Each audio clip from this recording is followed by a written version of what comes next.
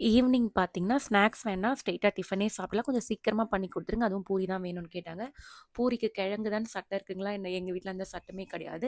எல்லா வெஜிடபிள்ஸும் போட்டு ஒரு குருமா வைப்போம். இது நான்வெஜ் டேஸ்ட்ல இருக்கும். அந்த குருமா ரெசிபி தான் நம்ம பார்க்க போறோம். அதுக்கு பார்த்தீங்கன்னா, குக்கர்ல ஆயில் விட்டு ஹோல் ஸ்பைசஸ் சேர்த்துக்கோங்க. கட்டாயம் கல்பாசி, ஏலக்காய் சேர்த்துக்கோங்க. 2 வெங்காயம், 1 ஸ்பூன் இஞ்சி பூண்டு பேஸ்ட், 2 பச்சை மிளகாய், 2 தக்காளி, அது கூடயே கொஞ்சம் உப்பு சேர்த்து நல்லா வதங்குனதுக்கு அப்புறமா, நான் வந்து இத்தனை காய்கள் எடுத்துருக்கேங்க. காலிஃப்ளவர், நூக்கல், உருளைக்கிழங்கு, கேரட், பீன்ஸ் எல்லாத்தையும் சேர்த்து வதக்கிடலாம். 1 ஸ்பூன் பார்த்தீங்கன்னா, காஷ்மீரி மிளகாய் தூள், 1 ஸ்பூன் வந்து தனியாத்தூள், வீட்ல அரைச்ச குழம்பு மிளகாய் பொடி கொஞ்சமா, 1/2 ஸ்பூன் பார்த்தீங்கன்னா, சிக்கன் மசாலா இது எல்லாம் சேர்த்து நல்லா வதங்கினதுக்கு அப்புறமா, இதுக்கு வந்து நம்ம தேங்காய் அரைக்கணும் இல்லையா?